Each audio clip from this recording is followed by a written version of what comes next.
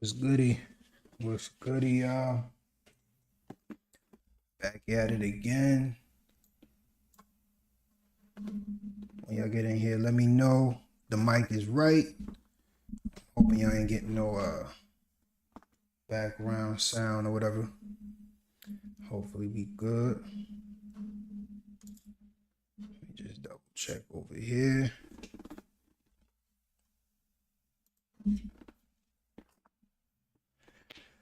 Yeah, should be good. Should be cool, I should say. Alright. Let me just get back right. I got you. Hold on. I don't know why my chat don't be coming up where I wanted to.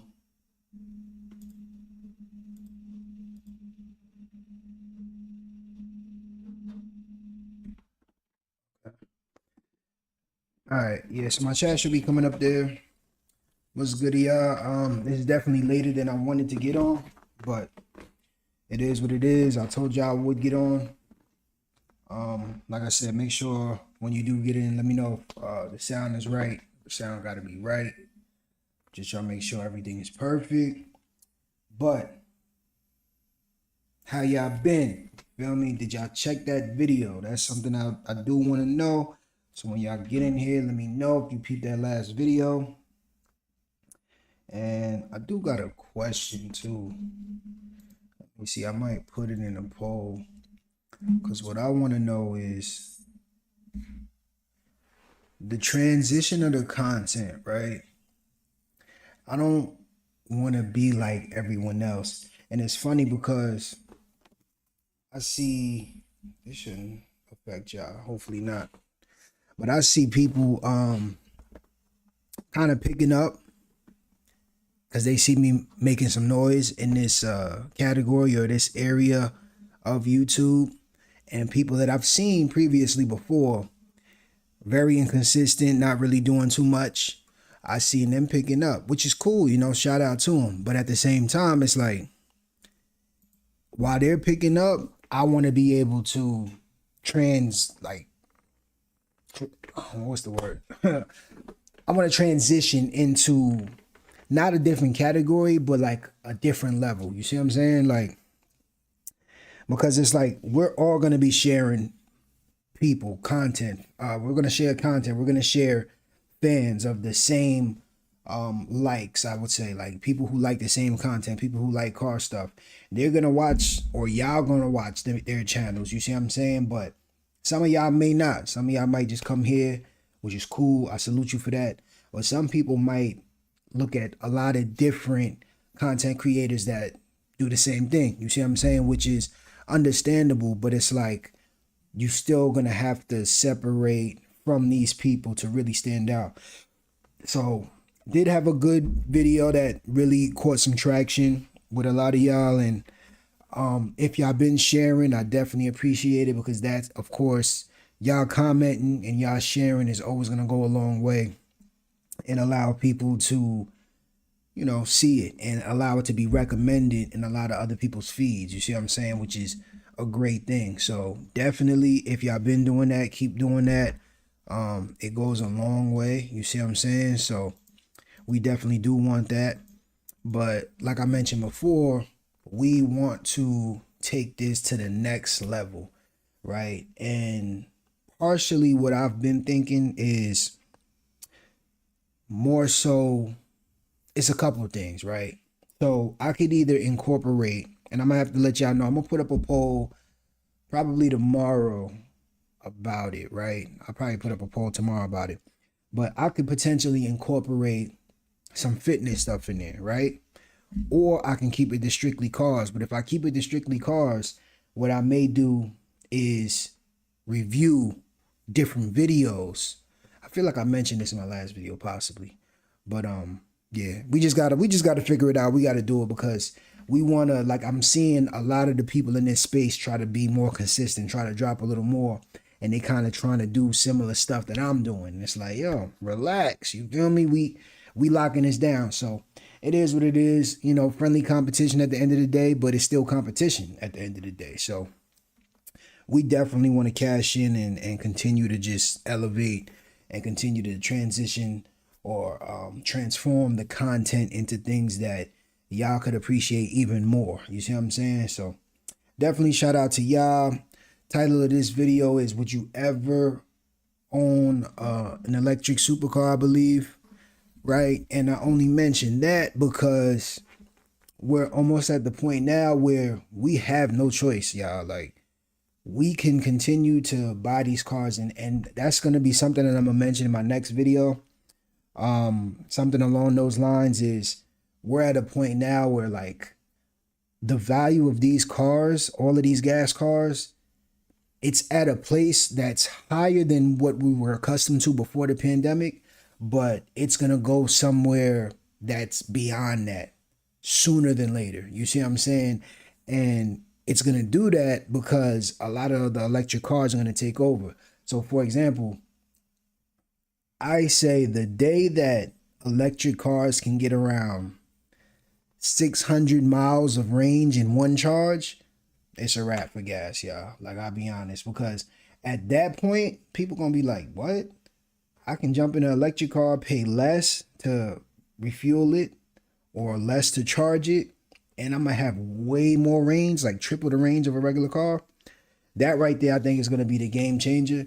And it's definitely going to change the car game in general. You see what I'm saying? So once that happens, do you want to wait later and say, oh, you know what? Let me get those gas cars that I always wanted now. Or will you say, yo, I've already got what I've needed. I've already got what I've always wanted. And now we really may not have a choice but to get electric going forward. So as electric vehicles continue to hit this market, they are getting more innovative. They are getting better with what they're doing and how they're doing it. You feel me? You've seen the Elantra, no, not even Elantra, and you've seen the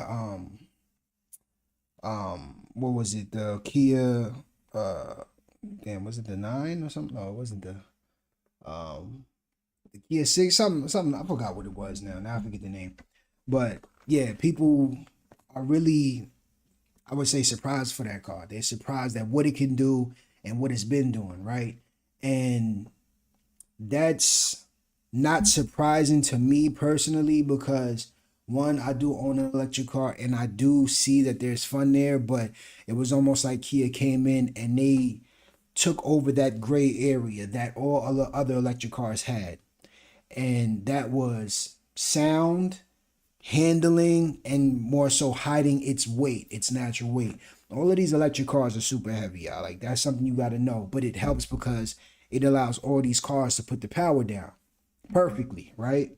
So you're never really worried about spinning out. But as we continue to progress, they have features where you can spin out if you want to. You can burn the tires. You can drift. So you in an electric car that can drift, do burnouts, handles like a small car, and now you're getting like transmission feel and clutch sound within the car's interior that sounds really real. So that's where I see this going for all car makers that's making electric vehicles. And at that point, I feel like, or at some point, it's going to become to a point where people really can't tell the difference. And the moment that happens, gas is going to be out of here, y'all. So it's like we're at a very sensitive time where I don't believe the car market is going to go down, really. At least not what it was prior to the pandemic, because things have changed. Perfect time to jump in and get what they wanted. Now, prices have fell for now because there's a lot of people who already own cars that's going to own it for life. Like, they're convinced, like, yo, I'm never selling this. I'm never selling this. I'm never getting rid of it. They already got cars in people's families who's going to continue to pass it down to generation to generation. So eventually, you know, at a certain point, there ain't going to be no more gas cars left. You feel me? And I know it sounds like I'm probably talking like this about to happen in the next 2 years, but, you know, technology moves very quick, y'all. It moves very quick. So it's like, it's better to be safe than sorry. And they're making a lot of leaps and bounds in this whole electrical car space. And these people are really like, they not playing. You feel me? They not playing with how they doing it. And I do believe it's really coming to a point where these people are really gonna be like, yo, we're covering, or we're checking every box. Every box that you had for us when we first started this whole Tesla, I mean, not even Tesla, this electric journey, we done checked all them boxes now. What you gonna say now? You see what I'm saying? The only big thing that I see them not really being able to accomplish is the exterior sound. So like someone who's outside of the car, if they see your car fly by and you're in it, they're not going to be able to hear anything. But you in your car, you going to hear you switching through gears. You're going to feel the car move like it has a transmission. And it's going to sound crazy in the cabin of the car. But on the exterior, I don't see them really making any true leaps and bounds for that, because even if you get the best of speaker, it's really going to be hard to mimic a engine sound that sounds super real. But I mean, you never know. Like, technology could really surprise all of us and really be super realistic. But that new Dodge Charger, the trash, you feel me? That is a terrible example for that. Horrible. And if that's what they're doing, you know, it would never sell. But that's their first attempt at that. So you got to take it for what it's worth and know that it's only going to get better. They're only going to learn new things and try new things and get different results. So keep that in mind. You feel me? So that's why I asked the question, would you ever buy a supercar, an electric supercar, right? Because these cars are really getting close to being just as good as these supercars that are gas. Other than the experience from a standpoint of having emotion, engine sound, engine feel, transmission feel, you know, the obvious, right? Other than the obvious, these cars are really competing at the highest level with a lot of gas cars. You see what I'm saying? Oh, my boy Honcho in here. What's goody, bro? What's goody? Yeah, so I was just talking about the transition, right? Of having gas cars today, like, and transitioning to electric cars. Eventually, we all gonna have to transition to electric cars, but it's like we're at a time now, bro, where it's like these gas cars are never gonna drop where they used to be prior or before the pandemic, right? As far as price goes. Cars are coming down, but they're not coming down significantly enough for us to really be like, yeah, you know, that's a great deal. Let me jump in that. You see what I'm saying? And I think the scary part is it may never go back to that point, because as time progresses, they're only making more and more electric cars and less gas cars. So the value of these gas cars is going to go up, like, because they're going to know you can't get this from there, there, or there, or there. You got to get it from us. You see what I'm saying? So I think the time is really like, and again, it's not like it's going to happen tomorrow, but you know how technology moves, bro. Like, you know how quick technology goes. So it's like, are you going to, you know, stack what you need and cop your dream gas cars now? Or are you satisfied with what you got now and look forward to the future of copping some of these really good electric cars?